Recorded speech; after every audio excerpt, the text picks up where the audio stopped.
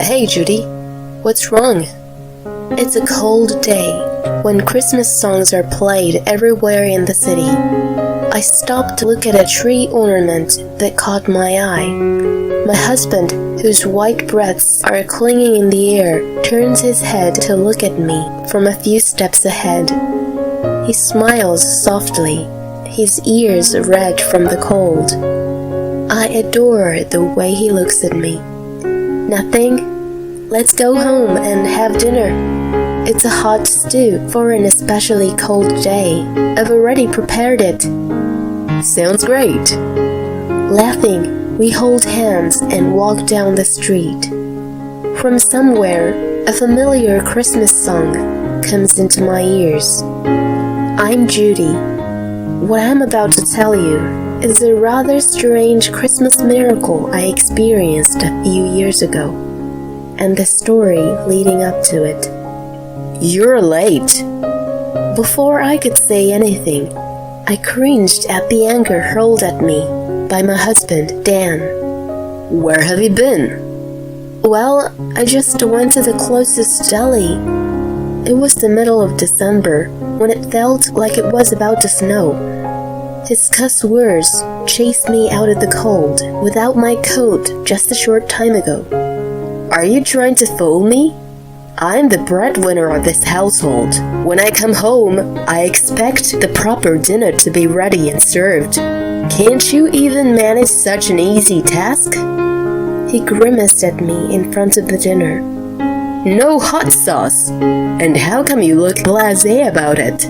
There's no way to eat chicken wings without it. Don't mess with me. I was scolded so harshly that I rushed out of the apartment with a wallet and just came back with a hot sauce. As I gasped for my breath, he became even more irritated with me. Deli? Are you crazy? Isn't it cheaper to buy at a supermarket? He pointed at the hot sauce and rolled his eyes. You have no sense of budgeting. I couldn't resist retorting to that. Of course, I buy groceries at the supermarket, but it's far away. I told you earlier it slipped my mind to buy it today. Anyway, you get upset if the food gets cold. That's why I went to the closest shop. I did forget to add it to my shopping list and had it run out, but I was sure the chicken wings tasted fine even without it. I didn't get why he was so angry about it. His anger didn't cool down at all. God darn it! Where's your apology? I did earlier, didn't I? What's with your attitude? You're the one. My retort added oil to the fire. He continued throwing his temper at me for another hour. Who wants such stale food now? In the end, he flipped the plate with chicken wings and went out to get dinner outside. A few days later, I went to clean my parents' house that was up on sale and stopped by an old lady whom I called Grandma in the neighborhood. Listen, Grandma, your prediction was off for the first time. I didn't predict anything. The grandma who cared for me since I was a little girl said I was going too far and laughed ambiguously. No way! Everything you predicted since I was a kid came true. If they weren't predictions, then prophecies? I gave my wry smile. When you told me not to go to the mall once, there was a lightning strike, and it almost burnt down the mall. Another time, when I said I was going to relax at home all day, you advised me to go out because it was going to be sunny. I wasn't up for it, but you insisted, so I went out reluctantly, and found out my house was robbed. If I was at home, I would have had to face the robber for sure. I still get the chill down my spine when I remembered about it. The robber was caught later on with a knife in his pocket. What if I was at home on that day? The thought made me cringe.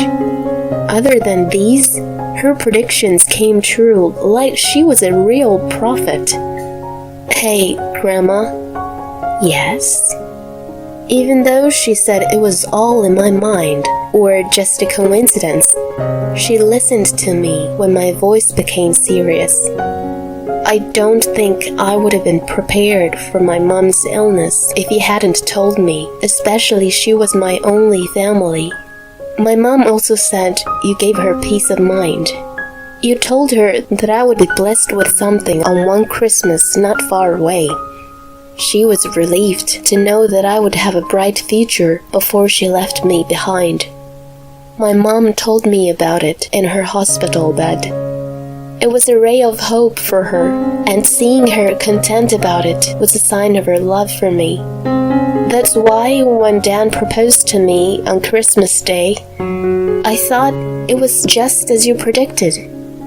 I met him through a mutual friend. He seemed to be a humble and gentle guy then, but once we got married, he turned into an arrogant husband. Just like the hot sauce incident, he got upset with trivial matters. He put his hands over the food and said it was too cold to eat, or a salad was too lukewarm for him. He was the one who played on his phone, ignoring the food for a long time. Not only about food, but he also criticized the way I cleaned the apartment and washed clothes. Almost everything I did wasn't up to his liking, which made me feel trapped and suffocated. I don't want to go back home to him. I couldn't help but whine at Grandma as I felt a sting up in my nose. Now, it's almost sunset. Don't you have to go back and cook dinner?" Looking at the sky, she rushed me, being slow to move. Feeling softly rejected, I stood up lazily. "You're going to be okay, as long as you stand on your ground. Even though you'll have struggles, you are going to be happy one day. You'll have a Christmas that will make you jump up and down in joy. So, just live straight and truthfully. God is watching." I quickly turned around at the words that softened my heavy heart. "Is it a prophecy?" "Let's see. I'm just an old woman." She gave me another ambiguous smile and baffled me. "Let's see. If I put more effort, Dan might change." I switched my mood, thinking it might have been too early to judge her original prediction. But then, "Dinner, massage, iron my shirt." Dan's hostility toward me got worse and worse. It wasn't even a year since we got married, but it became normal for him to order me around, and instead of a single kind word, he was constantly grumpy and overbearing. "Who do you think you are?" "Why? What did I do?" He was upset with me again one night. "You don't have the decency to welcome me back home. Who do you think you are to hang around outside until now? I have to warm up my food in a microwave, god darn you." His menace made me sigh. "I told you, right?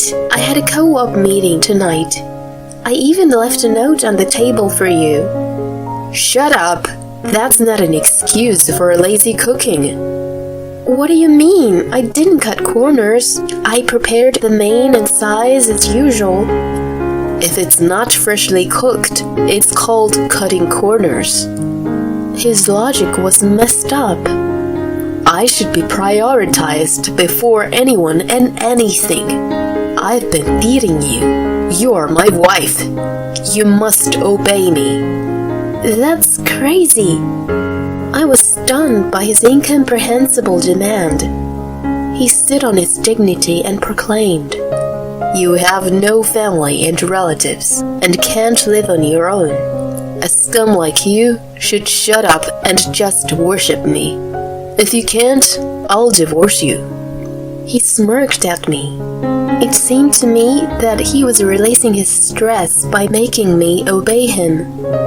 Anyway, give me a foot massage.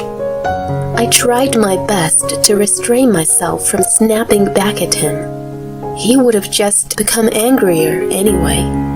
Most of all, I had nowhere to go in the midst of sleet at night.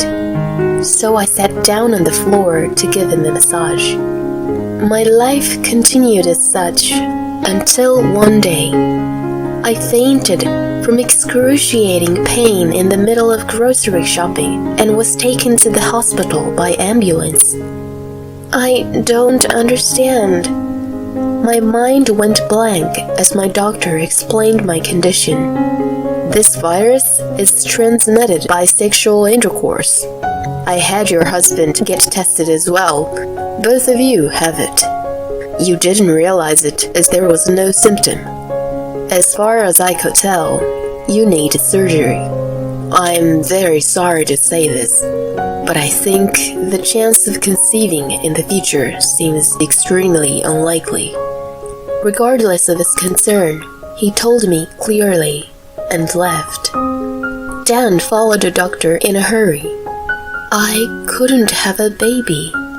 As I repeated to myself what I'd been told, my blank mind slowly filled up with darkness. I needed to find out more. I tried to follow my doctor and Dan with my wobbly legs. Wait, Doctor, Dan. But I froze when I heard what they were talking about. So, must everyone I've been with get tested? Exactly. They must be treated all at once. Otherwise, there's no point as it keeps coming back to you. Would they know what the test is for? Of course. I listened with despair to the conversation between Dan, who was persistent, and my doctor, who was getting annoyed with him. The bottom line seems to be that Dan has had at least 3 girlfriends and is still seeing them. I complained to a picture of my mom in an empty room. I had a hope, you know.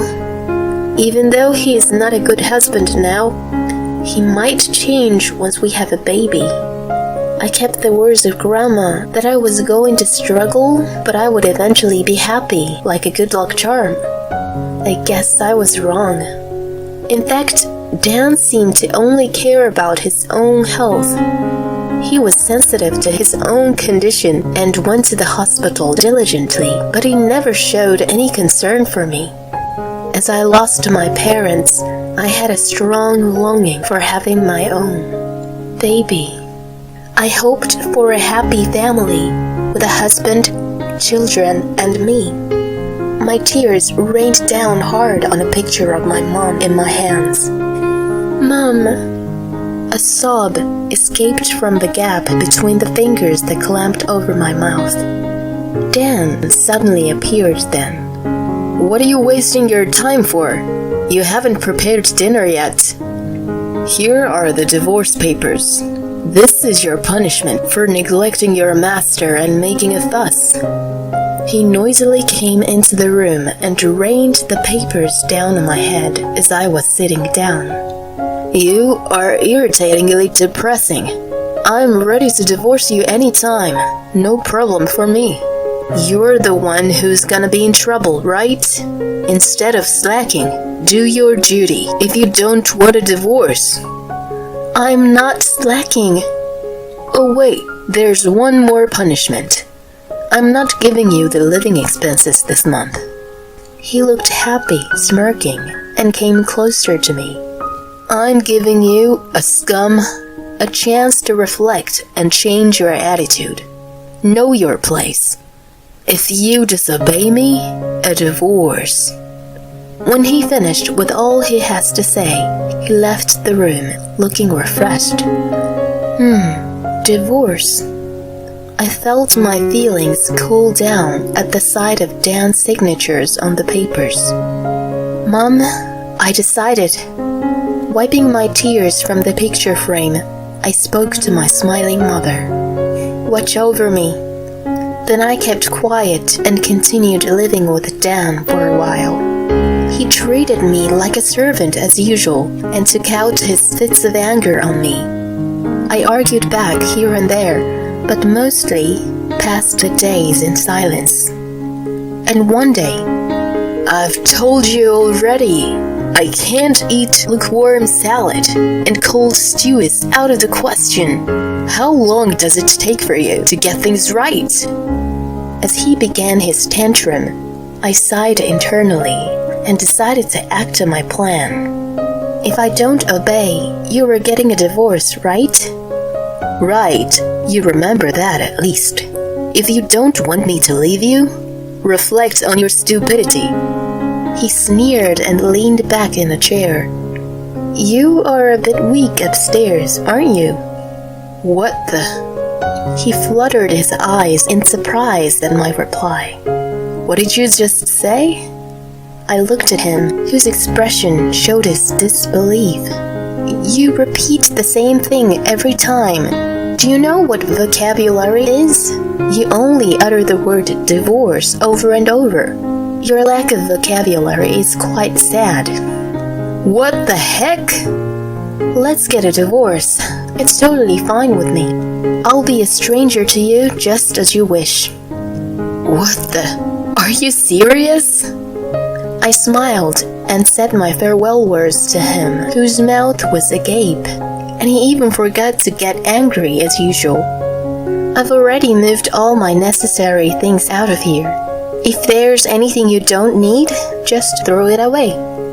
Goodbye."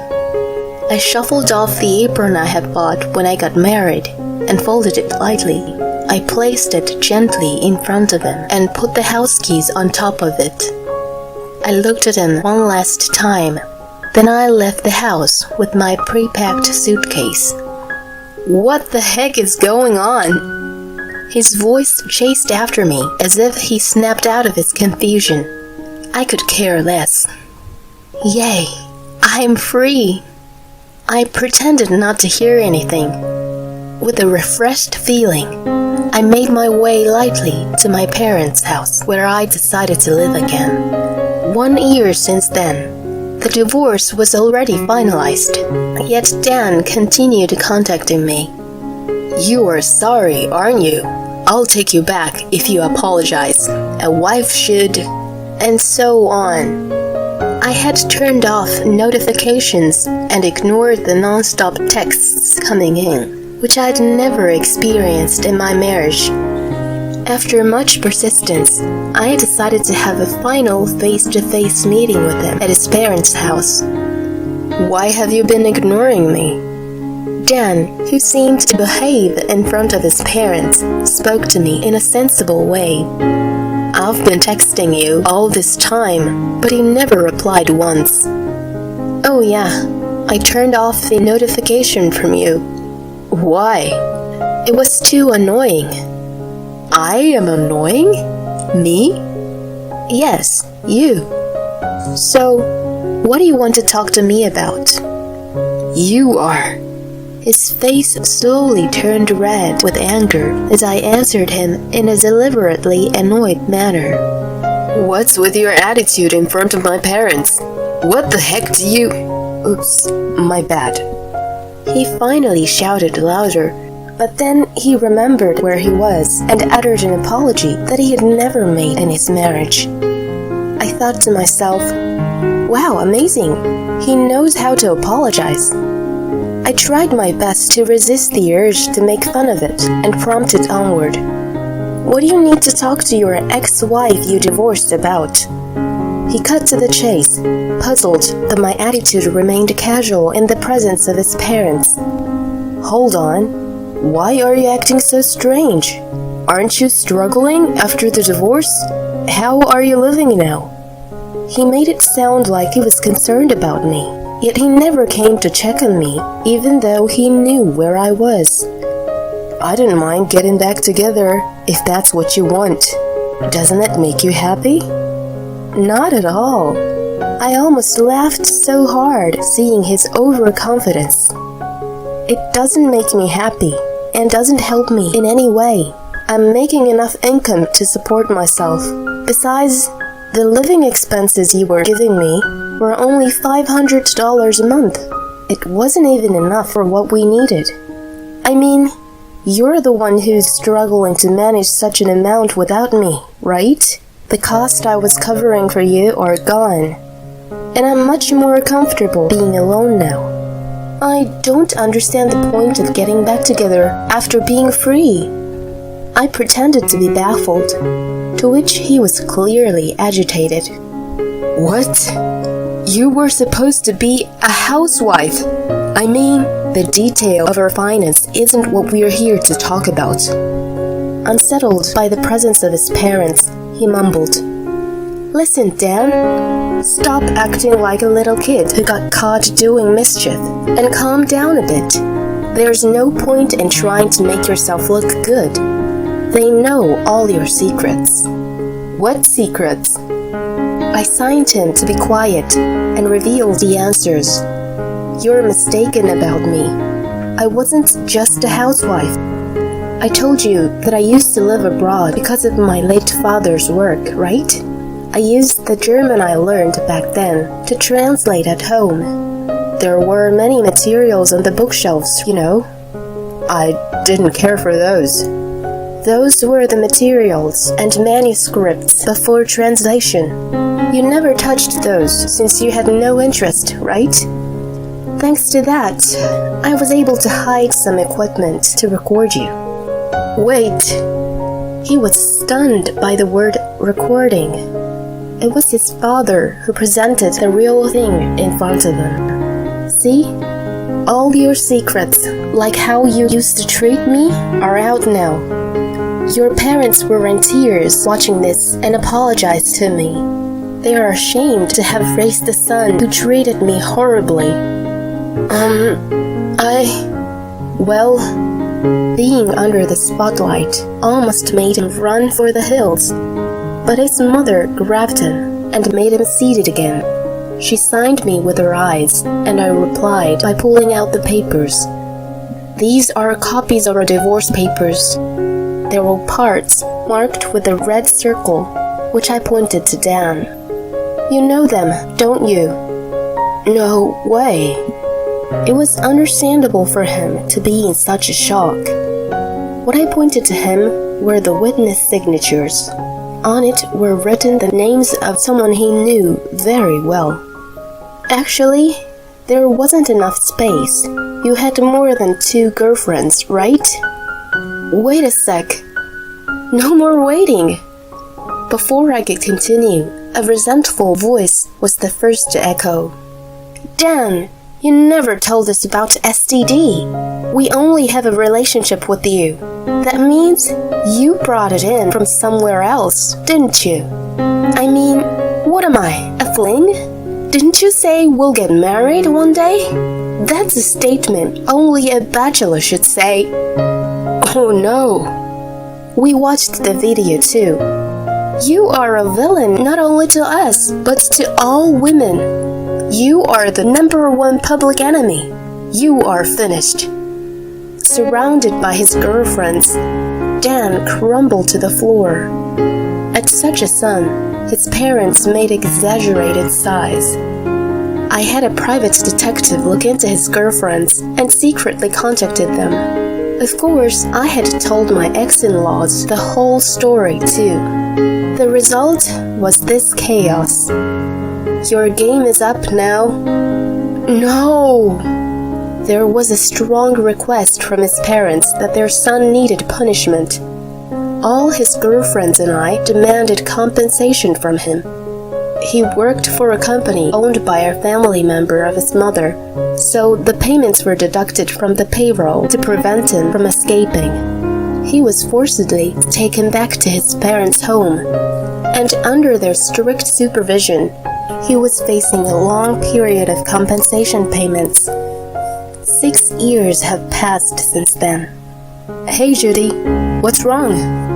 It's a cold day when Christmas songs are played everywhere in the city. I stopped to look at a tree ornament that caught my eye. My husband, whose white breaths are clinging in the air, turns his head to look at me from a few steps ahead. He's smiling softly, his ears red from the cold. The little girl in his arms also has rosy cheeks. I adore them so much. Grandma's prediction is actually amazing. I murmured to myself. My current husband is, surprisingly, the brother of one of Dan's girlfriends. I hit it up with the girlfriends afterward and hang out sometimes. I met him by chance, and he gently soothed my depression. It's really a strange story. If it wasn't for what happened with Dan, I'm sure I wouldn't even have met my current husband. So that's what Grandma meant when she said, "I'll struggle, but I'll be happy." I'm once again amazed by Grandma's prediction. Moreover, after we got married, I got pregnant, which was said to be extremely unlikely. I remember when I got sick on Christmas Day, I was rushed to the emergency room where the doctor indicated I was pregnant. I was literally jumping up and down with my husband, and the annoyed nurse scolded us to keep calm and rest. It was a true Christmas miracle. This time of year makes me think about it deeply.